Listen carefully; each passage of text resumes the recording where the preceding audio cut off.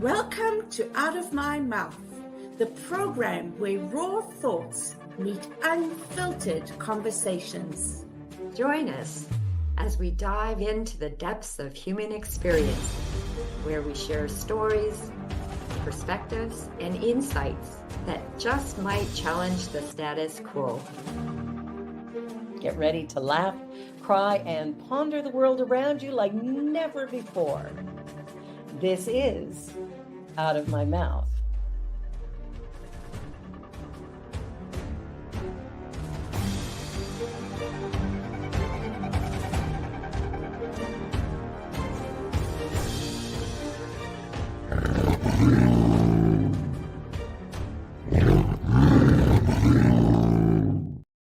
The views and opinions of our guest and hosts do not necessarily reflect those of New Thought Media Network, or any organization we may be affiliated with. Here at New Thought Media Network, we welcome freedom of speech and courageous conversations. There are many topics that can be difficult to navigate. Challenging the status quo and engaging in lively debate is important to expanding our understanding of one another, and life in general. Creating a peaceful world doesn't happen because no one disagrees, it happens from a willingness to understanding one another. In our programming, we strive to expand consciousness and assist people in creating remarkable lives. Your comments are welcome at info@ntmedia.org. Well, good afternoon, good evening, wherever you are in the world. Welcome. This is Out of My Mouth. And I am Barbara Jean. And I am Cheryl Rogers. And we are so delighted to be here with you today. So let us begin with our land acknowledgement. As we gather today, we acknowledge that we are standing on the historical land of the Wendat people, and more recently that of the Mississaugas and the Haudenosaunee nations. It's now home to many diverse First Nation, Métis, and Inuit people from across Turtle Island. May we walk alongside our Indigenous family, recognizing our shared stewardship of the earth. Let us carry forward the spirit of unity, understanding, and resilience that we've been reminded of through our reflections. Let us hold in our hearts the intention to learn, to support, and to advocate for justice and sovereignty for us all. In doing so, we acknowledge our interconnectedness and the strength that comes from standing together in truth, respect, and love. May this intention guide us in our actions and thoughts, inspiring us to contribute to a world where the dignity and rights of all are honored. Let us be mindful of the role we play in this ongoing journey towards healing and unity. And by making this acknowledgement, we strive to be allies and take an active part in reconciliation by honoring the land, the history, as well as the unique heritage and culture of the Indigenous peoples. This fosters our commitment to create a world that works for the highest and best good of all life.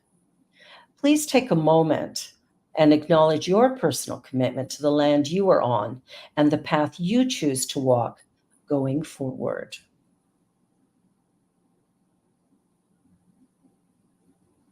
Miigwech. Miigwech.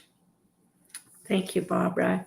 And now it is my honor and my privilege to introduce somebody that I have thoroughly enjoyed having just one or two conversations with, but I find so interesting and fascinating, and is somebody that is also a friend of Unity Kitchener, the Venerable Ananda Kalubowila, and I'm sorry if I didn't pronounce that right, who has transitioned from a successful career in chemical engineering and entrepreneurship to become a Buddhist monk in 2018.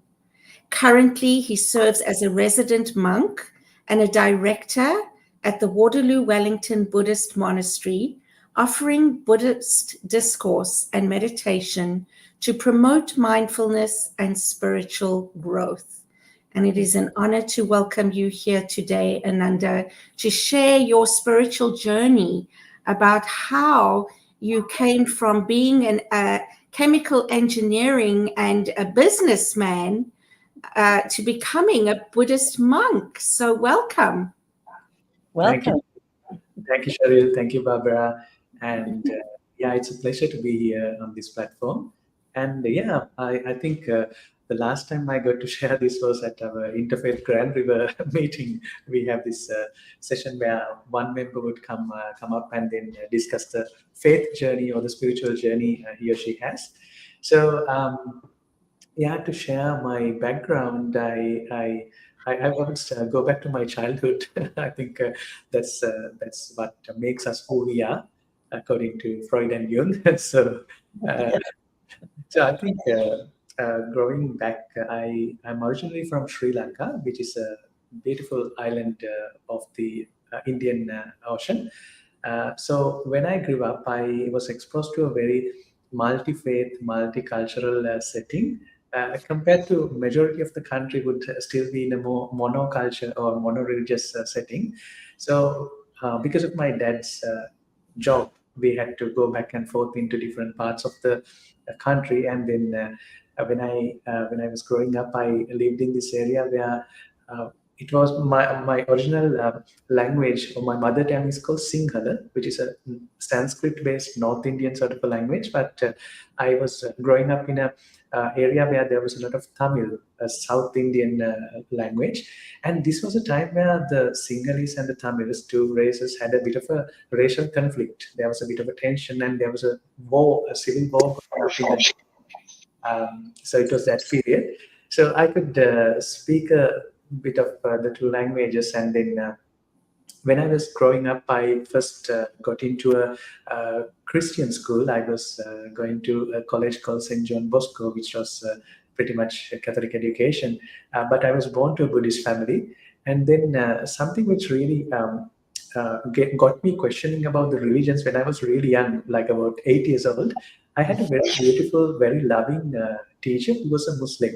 And my mother was very caring and loving too. So then I did not understand how could two people belong to two factions and then still have the same love. So it started questioning me, does that define who people are for what they believe? So it was giving me that question. And again, during the age 10, I was sent to the capital of the Sri Lanka, Colombo, where I had to go there in school. And I was with my aunt. Her husband was part of the communist movement, was in the party, in the administration. So I got exposed to a whole heap of Marx and Engels, communism and all that. So then I was going for different demonstrations and discussions. So there was a lot of ideology coming towards my way. I read, so I read the Bible, I read the Buddhist scripture, and then I read the Charles Darwin's book, Evolution Theory. So there was a lot of ideas in my mind. But then I decided there are so many diverse opinions in the world about where you come from, where you would eventually go, and what is this whole thing about. And then there are so many diverse ideas, but I'm not going to be calling myself belonging to a particular group. I'm going to be an open-minded seeker who's agnostic. So that's what I thought when I was really young. And then from that point onwards, my life's credo was how do I find happiness? How do I become happy? I was already happy. I don't think I was ever really depressed in my life, but I just want to find new ways, new avenues to make myself entertained. So then as a young boy and as a teenager, I was doing all sorts of things. And one of our friends, Michael Clifton, he was telling that if you are to enjoy your teenage years, you need to be really a selfish person. So I was that a very self-oriented bad boy who was doing all sorts of mischievous things, not really minding the world or the other people. But then on the side, I always had a connection with how could I give back to my society, how could I give back to the environment. So I was taking lead on a lot of initiatives from a young age as well, from my school to the university, on how to stand up for different causes. Maybe it's the background coming from that communist group, because they were also standing for different causes, so, social justice, all that. So then that journey took me to a whole different lifestyle. I studied engineering, and then I very randomly got into brand management. I was a brand manager for Nestle Milo brand for some time. Then I got into industrial lubricants for a German company called Carlbecken, and one of the oldest lubricant companies in the world. I think it's close to 150 years old now. And then I was working in the Middle East, working in a few places. So one thing I'm very fortunate is that I got exposed to this other organization called ISEC, which is a global youth movement in quite a number of countries, university-based organization. So I'm very fortunate to have a friend in every country, every culture, and getting that exposure to all these different cultures. It puts you, it gives you a nice introspection. Where do I belong in the whole spectrum? And when you travel, you find so many different things, and then you realize that everything is relative. There's no absolute identity in the world. It's a mix of a lot of identities over a period of time. That's how it comes. So with all those, I grew up, and then how I got into being a monk is also quite random. I used to surf a lot back in the day. And then, so there was a period where I was into a lot of, seeking for pleasure. How do I make myself entertained? And then I was trying out a lot of sports, like a lot of life choices, partying, a lot of, ways a young boy could entertain. And then I found this couple who was into meditation very randomly. They were surfing with me. And then I got into meditation. And then it one day really clicked me that a lot of things that we give value to, our happinesses and our sadnesses, our frustrations, they are more than a physical phenomena, they are a mental phenomena. So that if we understand that mental phenomena well, there's a lot of solutions, and you can be very free and very happy. Rapture, blissfulness can all happen right now without going for chemicals or physical entertainment. Yesterday, in fact, I was at a community shelter, a homeless shelter at Kitchener, and I was talking to a lot of people for quite a number of hours, and how they're seeking that solace through different chemicals, from fentanyl to weed to cigarettes and alcohol. And then I found that when you're in a state of meditation, when you're free from everything, the same rapture and the same blissfulness is there with you, but minus the effect of the chemicals, minus that negative things which are attached to those addictions and habits. And minus the risk of doing extreme sports like surfing or partying for 18 hours. Yeah, so that's what made me a monk. And so yeah, like Shadil was telling, anyone could become a monk. You don't need to be a special person. But in my case, I think it makes sense for me to be a monk, because although I had a couple of businesses, I was a lucky businessman, but I am a bad businessman. When I do things, I do not want to make profit. I just want to make people happy. So.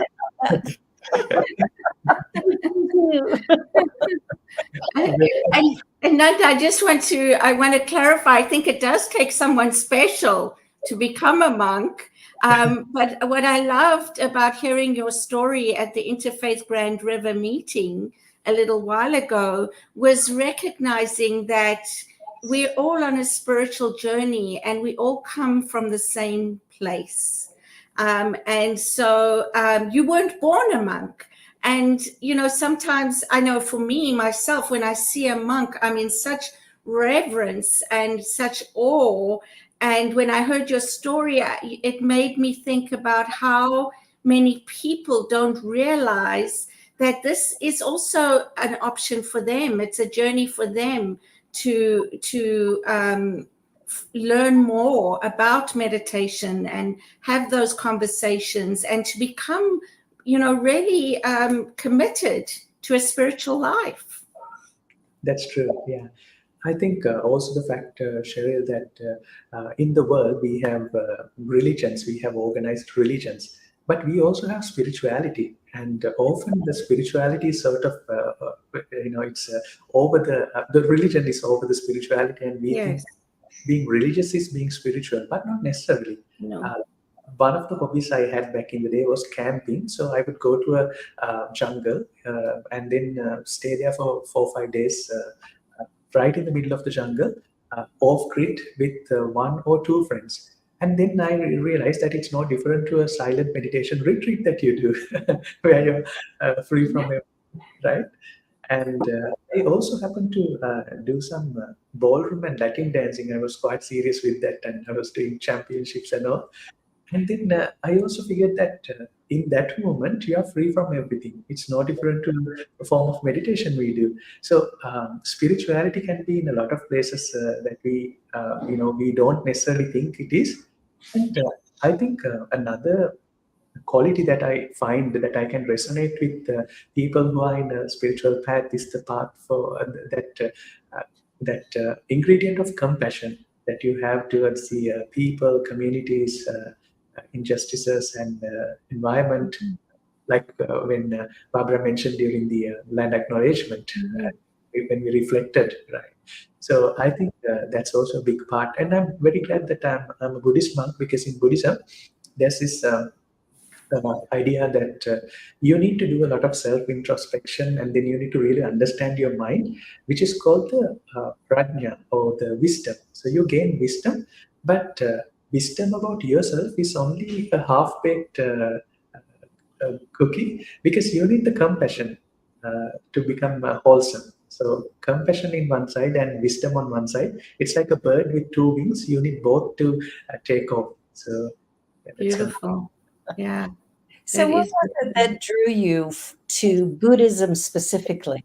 You talked about being agnostic for a while, and so what was it exactly, do you think, about Buddhism that really drew your attention?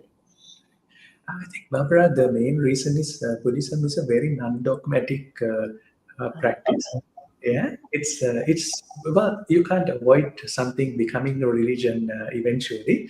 But when you go to the early Buddhist days, it's 2,500 years ago. So for the first 100, 200, 300 years, it was actually a lifestyle. It was not a religion. It's very non-evangelical. There's no dogma. It's about self-introspection. How do you try to be mindful and then observe what is your reality, and what do you call who you are? What is your identity? Who are you really? And what is your sort of journey in this life? What have you been doing, and what you're planning to do? So sort of back inwards. So there's an idea called right view in Buddhism. Now, the idea of right view in Buddhism, if there's about 4,700 religions in the world, and everyone has a right view about that religion, but in Buddhism, the right view is not a single right view. It's just we are blinded, or we are in a veil of ignorance with so many other views that we have created for ourselves. So identifying the view that you have is the right view in Buddhism. So it's not a particular view, but it's just understanding what view do you have currently. That's the right view in Buddhism. So it deeply resonated with my agnosticism. So and that's why I got drawn to Buddhism. I love it. I love it. Yeah, there's a lot that you're saying that's so similar to what we believe at the Centers for Spiritual Living.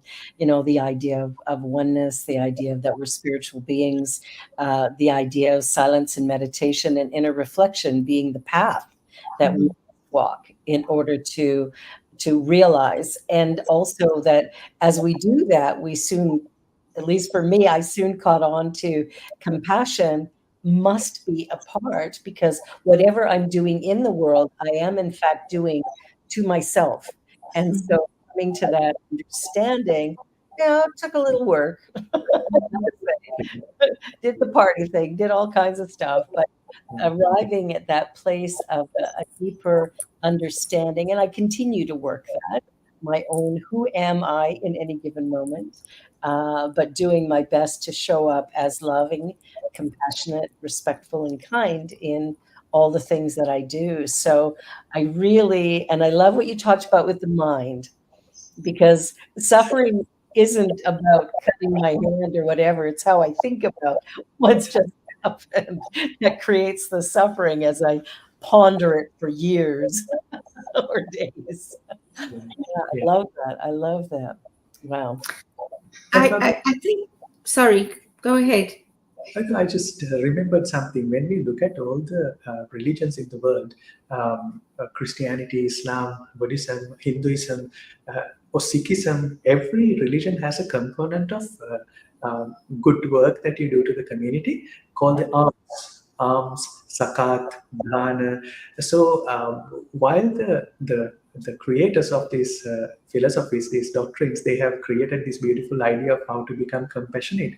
But then eventually it becomes a little transactional when it becomes religion. So, you give some money to get some points, sort of thing. Yeah, it does. I remember reading a book a few years ago, quite a while ago, and I can't remember exactly what it was called, by the Dalai Lama, and it was, I don't know if it was The Secret to Happiness or The Path to Happiness, and his answer was compassion. Right. Compassion. Correct. Yeah. When we do that act of compassion, now what I feel is that there are things that we can do to entertain ourselves, like selfishly. And there's a greater feeling of gratification when you do something for a larger community other than you. So that's one thing. But other than that great gratification, in any culture, in any religion, it's not frowned upon to help others. It's actually deemed as a good virtue. So you're covered either way. It's so true. Yeah, the idea of doing good. For me, like doing good is of more value to me when I don't have an agenda of what I'm going to get as a result of being good. You get to go to heaven because you did a good. No. No, don't buy it. Yeah. I really believe that for me, when I do a kind act, and especially one that interrupts my level of comfort, Yes. but is a real, that for me is the most fulfilling and satisfying. And it lasts, that feeling stays with me whenever I think of the person or the event. There's this gratitude that I found it in my heart to be compassionate in those moments. Yeah, absolutely. I think exactly what the opposite of what Ananda was referring to when he spoke about a lot of religions having one of their values of being in service, but it becoming transactional. It becomes, I think there's a statement in the Bible, as you give, so you shall receive, which a lot of people, I think, misunderstand. Exactly. So for me, what I'm hearing is, if you're giving to get something back, you're not giving and you're not serving.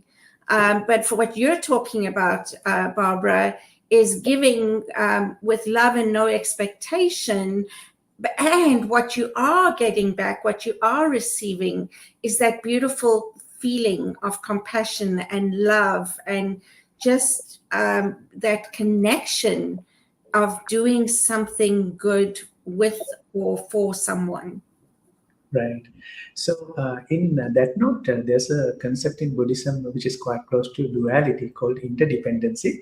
And I'm sure that you have seen it in a different form.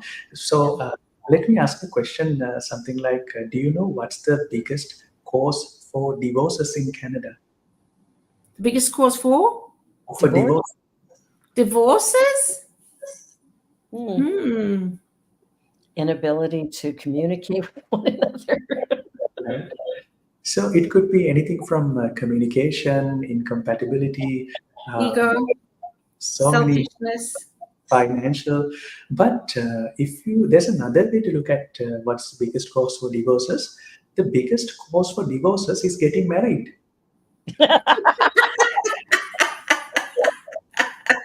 I love that. No. Fundamental idea is that same thing. If you are doing something with expectation, that is the only way you can get disappointed. Yes. If you do not do it that way, you can never be disappointed ever in your life. Yes. Brilliant.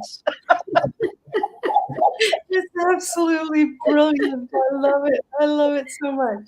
Oh, nail on the head with that. Oh, I'll compose myself here. It may take a minute.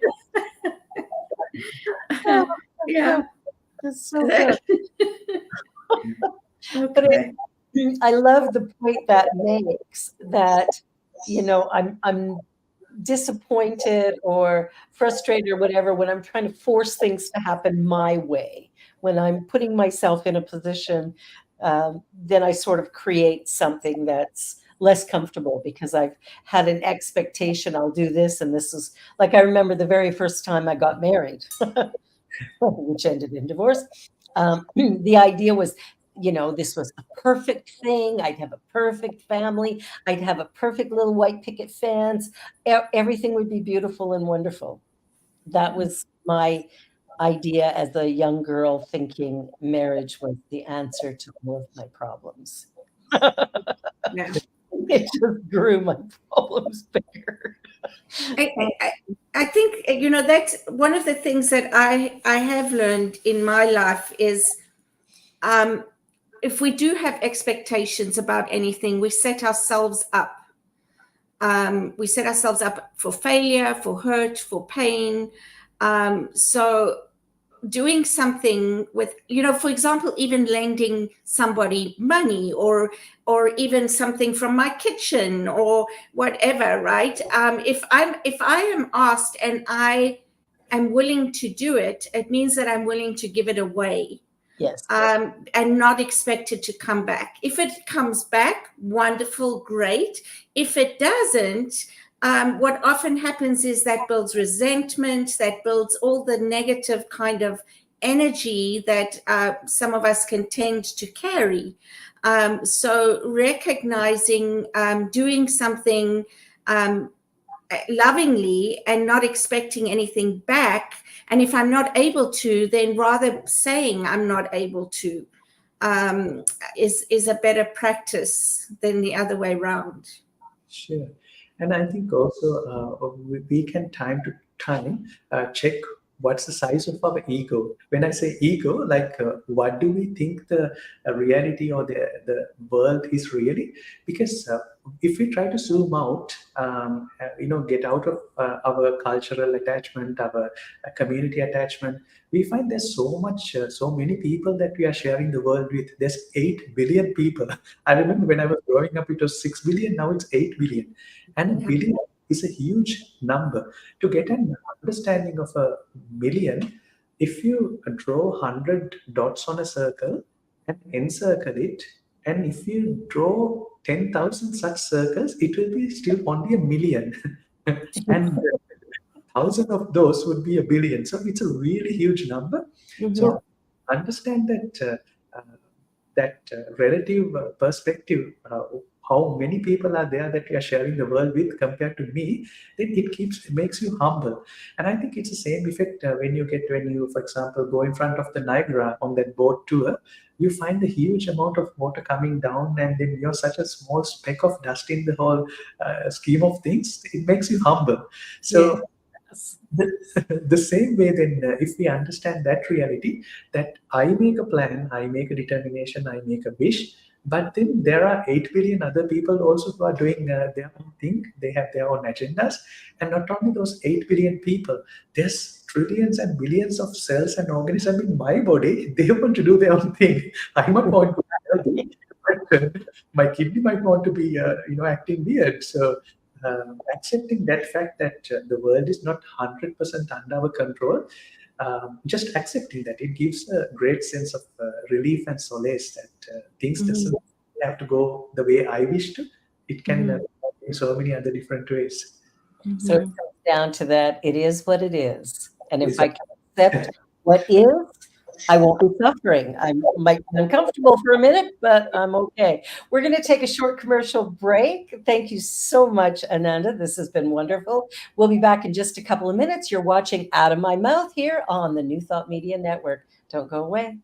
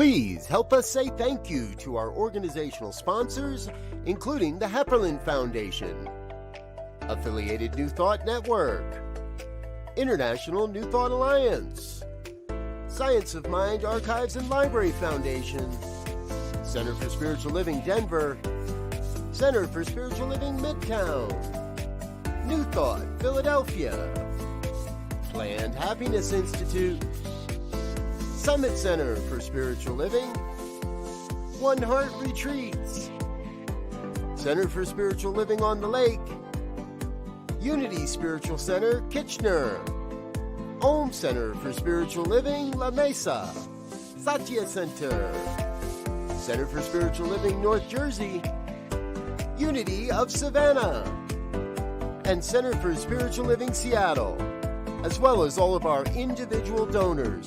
Thank you for making New Thought Media Network a place to be.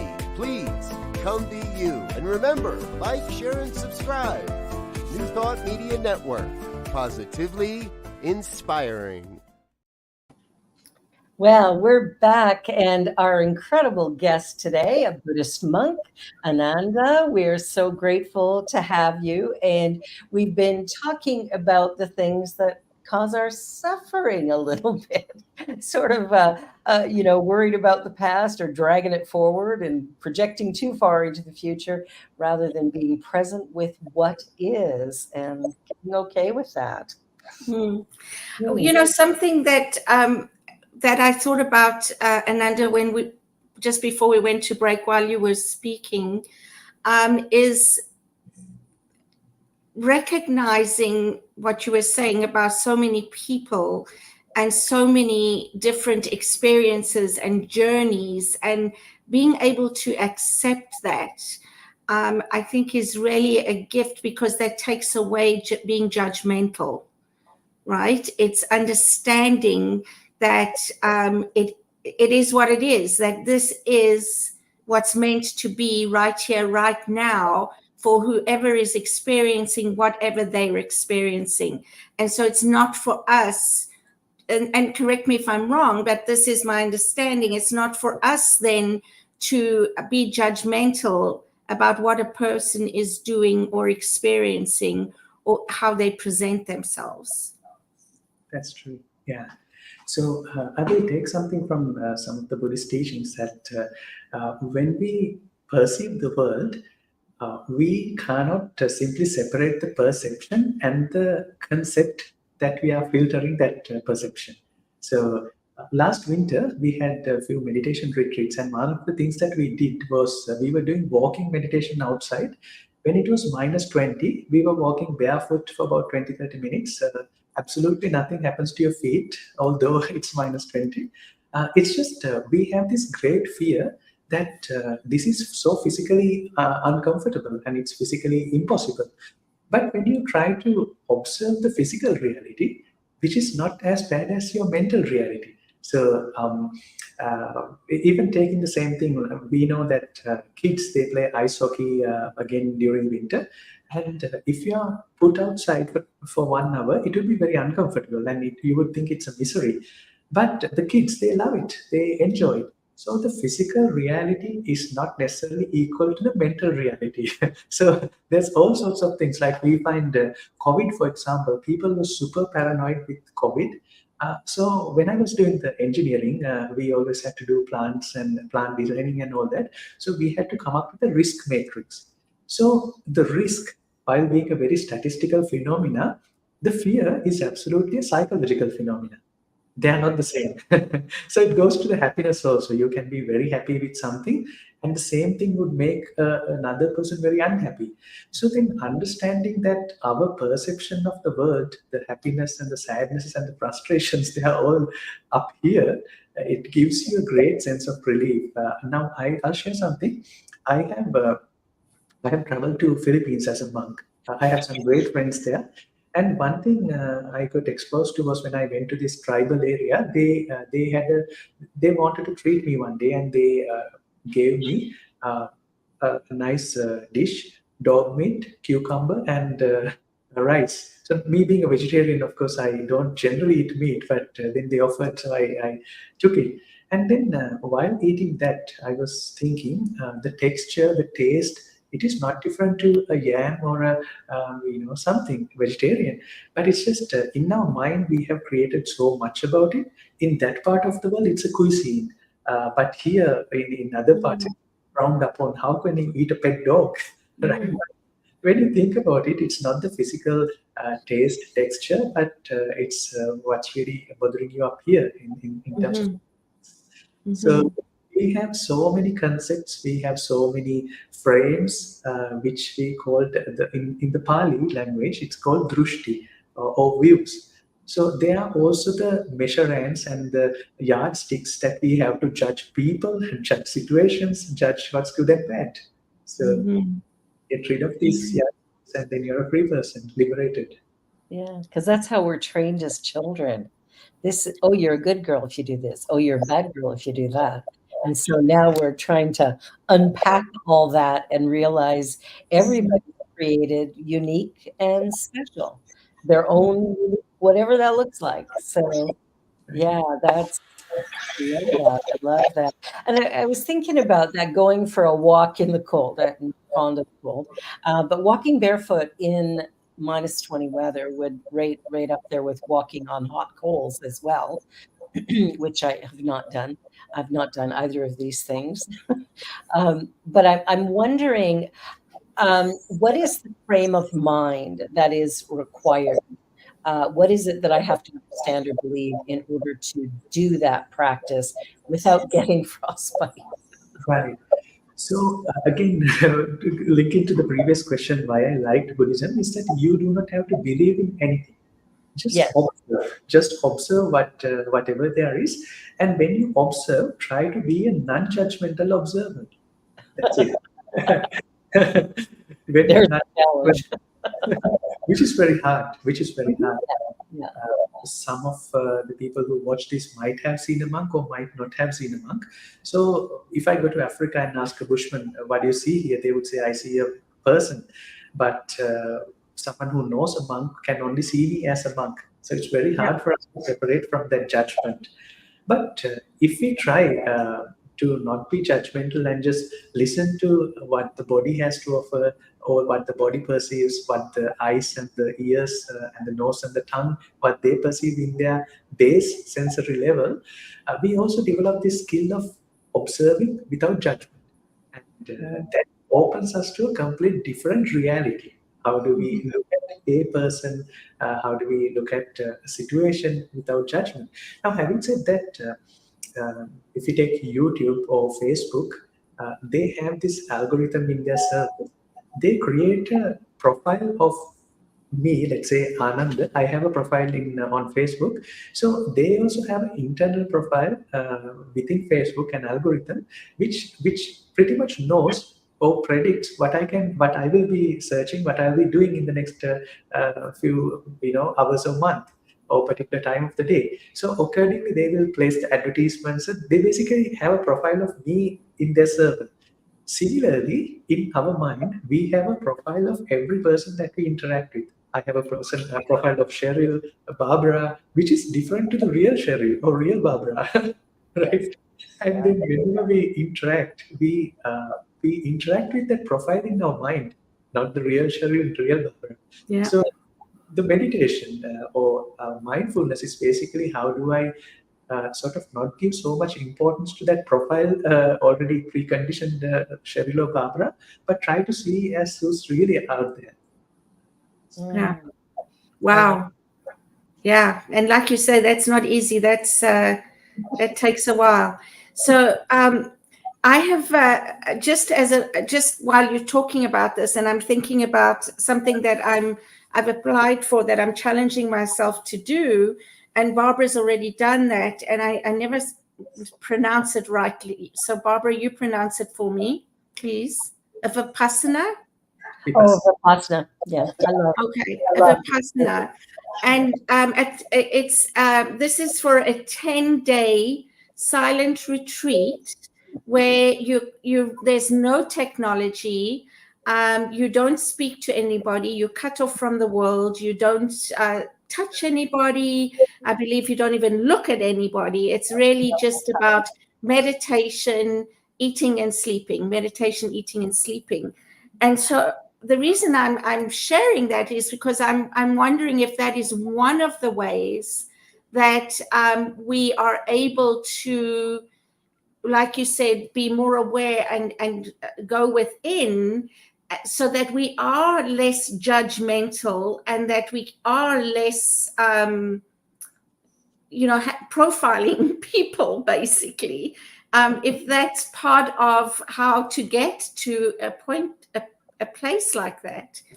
For sure. So let me tell you a little about that word vipassana or vidarshana. It's a Pali/Sanskrit word. So in meditation, there's basically two arms to methodologies, or rather two arms of doing it. One thing is to have a break from whatever you are going through and have a little bit of peace of mind and have a bit of solace. So that's one part. And the other part is to understand your mind. So vidarshana falls in under the category of understanding your mind. The other one is called samatha. Take this example. Let's say that we are having a splitting headache in our mind. When we are having that headache, the first or the wise thing would be to take a ibuprofen or an Advil. Now that will calm your mind. It will get you out of that physical pain, but it's not going to get you out of the original cause. Maybe it's a tumor. Maybe it's a blood vessel clot, pressing against your brain. So getting the tumor out, getting that cause out is the vipassana method. But having that temporary solace is the samatha. Both are equally needed. You can't do a tumor removal when you are having that splitting headache. You need to go through some form of numbing yourself. And how does that happen is basically the same way I was relating to surfing or dancing. The way I see is that people have two issues. When someone is fixated about what has happened in the past, when he or she is over worried, thinking about it too much, it's called depression. And if someone is fixated about what might happen in the future, it's called anxiety and panic disorder. But if you just bring your mind to your foot right now, which is touching the ground, there's absolutely nothing good or bad about it. It's very neutral. So if you can bring your attention there, you'll be free from that whatever has happened or what might happen, the anxiety and the depression. So we are peaceful sometimes. But of course, we cannot do that all the time. Our mind keeps going back and forth in between the past and the future. And again, if you look at it, there's nothing called the now. There's nothing called the present moment. You can't find a present moment, because the moment you try to find it, you are exposed to a continuous stream of things, stream of happenings. So let's be observant in these happenings. So you're temporarily away from your goods and bads. But there's quite a few ways to do that. One thing is, if you drive a vehicle on 401 at 180 kilometers an hour, you can't think of past and the future during that moment. No. You will crash. You do that moment. You're very much in the moment. So I think the same effect is there when you're surfing. I remember, like, when you're in the wave, when you're on top of the wave for a split second, you're completely away from everything. You're just one with that happening there. That's it. There's nothing in your mind, which is very therapeutic, which gives you a great sense of relief. There's another way to do that, which is basically using chemicals. If you use inhibitor chemicals or stimulant chemicals, like, let's say, alcohol, when you consume alcohol, there's a neurotransmitter in your brain called GABA, which induces, and it inhibits everything, including your motor function, your fears, your everything. It's inhibited. Your thinking is also inhibited. You can't think too much about the past or the future. So you are temporarily momentariness. But the problem with both those methods is that one is very risky. The other one has a lot of negative effects. It's bad on your liver, bad on your social status. So much associated. So meditation is actually the way that you, without putting you through a great deal of risk, and great deal of chemical exposure. How do you do it with very simple things like for the sound of a bell or observing your breath? Only thing is meditation is very boring because it's not happening like that, like the other two. But if you practice that, you identify or you realize that it's so easy and it's absolutely free of charge. Anyone can do it anywhere, regardless of whatever is happening in the world, and it gives you that nice state of mind, state of calmness, where you can switch back anytime in the day in your life. Now, again, to go there, one of the fundamental requirements is the isolation or the seclusion you have, because our mind is all the time distracted. Like one is watching this right now, he can't introspect. He's engaged with this YouTube stream, and when we have our phone notifications, we are continuously bombarded with a lot of information. So, like in that meditation retreat, when you are put into isolation and seclusion, you are completely free, and then you can interact with those profiles inside your head. So when I first became a monk, I spent about 4 months in a jungle, absolutely off-grid. It was not even a proper monastery; it was a cave. Uh, Another monk was there, and we had to do this ritual called, basically to get food, we had to go to the village, which is about 7-8 kilometers away. So 15 kilometers up and down, and in the middle of the jungle, there are elephants, serpents. But the good thing is, you are absolutely free and cut off from all that. You have the whole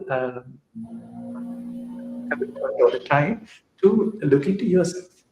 So that's the Wow. Yeah, I believe it's well. I'm not going to say that because I've been looking forward to something like that. But they do say that some people can't take it and try to leave earlier. However, yeah, I'm really believing that I'm not going to be one of those people. No, absolutely. Whenever we have a meditation retreat, I find that on the end of the first day, there are some people who are leaving. So I tell them it's very natural. There will be a point where you can't do this meditation anymore, and you want to get out. But just if possible, wait, because what I've seen is like for mind to get settled for any person, you need about 10 to 15 days. If you are left alone in a place for 10 to 15 days, you're automatically going to be very zen. Not because of your heart, it's the way it is. It's like if we have a glass of water and we put some dirt into that, shake it, it's really murky. But if you leave it at a place, if you just leave it, it will settle and there will be a lot of in the water. So the same mind, if you leave it somewhere without distracting it, it will settle. It's a temporary. It's a very but that process is very difficult. It's not as easy. I can understand. As what people think it might be. Because I believe as well, you're basically tuning into your body too, right? And because a lot of us don't listen to our bodies, just like you were saying, have a headache and take a pill, rather than actually moving through that headache and sitting with it. And it's something I tried the other day because I slept funny and I've had some real back muscle pain. And so instead of taking something the other day, I have taken something since. But anyway, I really tried to be present with it and breathe through it. And it really does actually work in that it didn't take it away, but it certainly lessened it and made it changed something in it. For sure.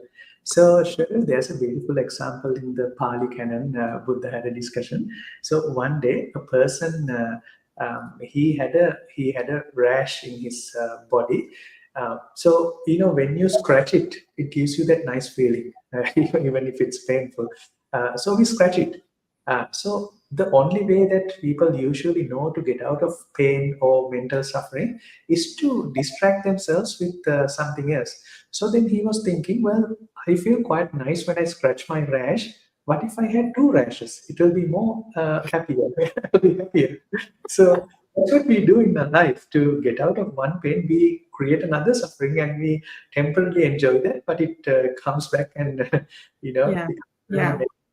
but the real thing to do is to get rid of that rash, which Yeah. requires a little bit of medication, which is difficult and bitter. But if you endure that, it becomes so blissful as well.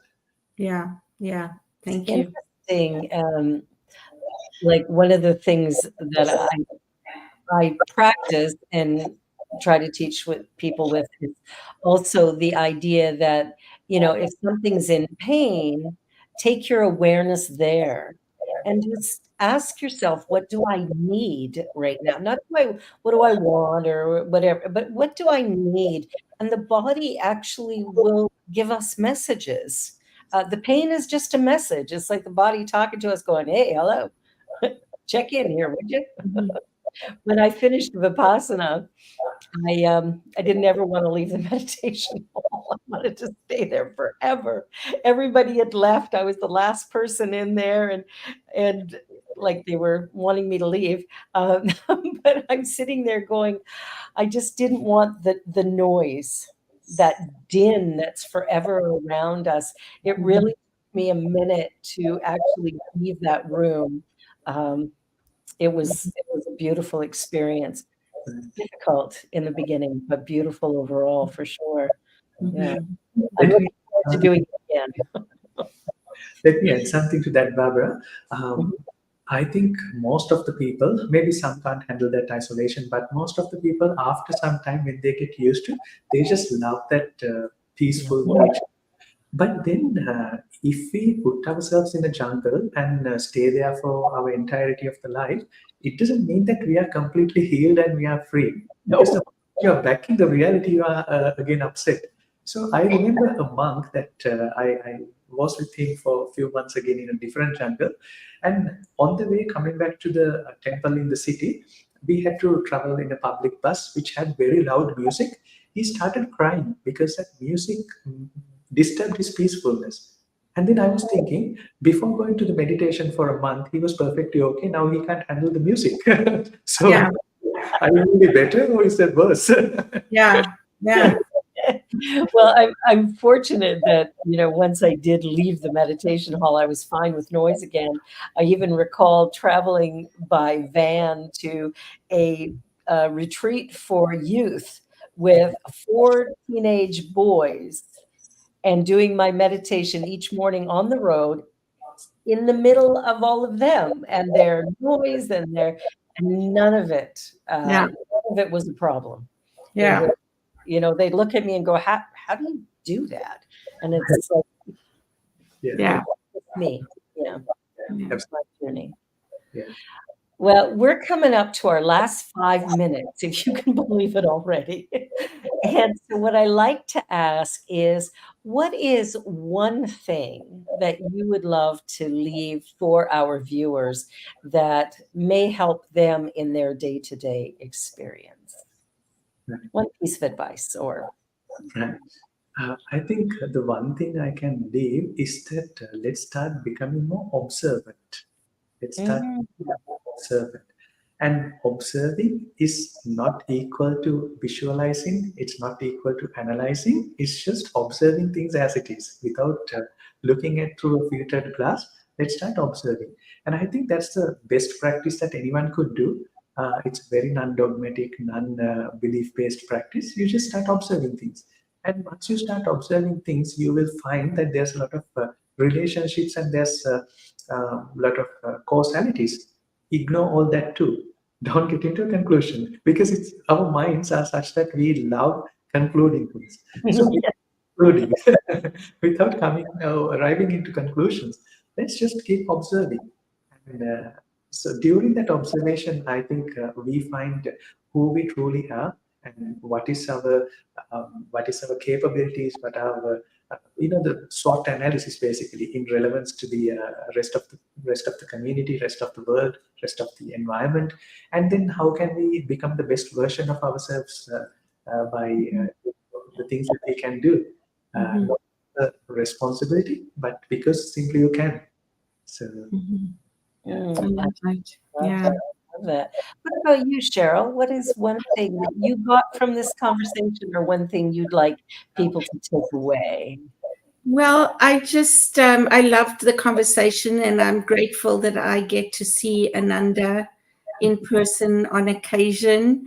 And when you said that, I thought of Deepak Chopra and Wayne Dyer.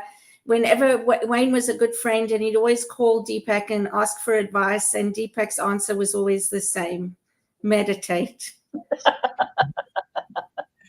I love that. I love that. When I was studying ministry, my teacher talked about meditation all the time, and I kept telling her, "I don't have time to meditate. I'm a single mom. I'm busy. Who has time to meditate? It'll take too long." And one day I woke up and started a meditation practice and realized that somehow I accomplished way more in a day. So in fact, I had more time than I had had prior to my meditation practice. So for anybody watching, if you're not currently somebody who does meditation, take the time, discover the meditation path that works best for you, and give it a whirl, because I can assure you your time will be much more joyful, and your life will be more peaceful. Stuff will still be going on, but somehow you will be in a better place of dealing with all of it in the long run. So meditate, meditate, meditate. And become observant. And observe without judgment. Yes, Yes, yes. it is. And one thing I would like to add is I would invite people to be curious and look for a Buddhist monastery in your area and go and visit them. I have found that your monastery, Ananda, everybody is so welcoming. Everybody is so warm and open and generous, and just, I don't think people realize just what a lovely experience it is to be amidst people like that. Yeah, absolutely. Absolutely. Look at that. Wow. You make me wish I lived in Kitchener, but I live in Toronto. I'll have to find a place here. I know there's plenty. There's plenty of opportunities. So, Ananda, thank you. Thank you so much. The conversation today, I found it very rich, informative, and truly rewarding. And so I am truly, truly grateful for that. And Cheryl, as always, I just love working with you. Our other host, Mark, was away today visiting family. So yay, Mark, taking the time to do self-care. And that's the other thing I'd leave you with today is meditation is a form of self-care, probably one of the biggest and brightest. So I invite you to do what you can to care for you. Thank you, thank you, thank you. You're watching Out of My Mouth on the New Thought Media Network. Be sure to like, share, and subscribe. And we'll see you again next week, same time, right here on New Thought Media. Ananda, bless you. Thank you. Thank you so much, Barbara and Dia too. On behalf of everyone at New Thought Media Network, thank you for being a member of our virtual family. Your financial contributions help share the New Thought message with people from around the world. Please visit and contribute at www.ntmedia.org/donate. New Thought Media Network, come be you. And please like, share, and subscribe. Until next time, peace and blessings.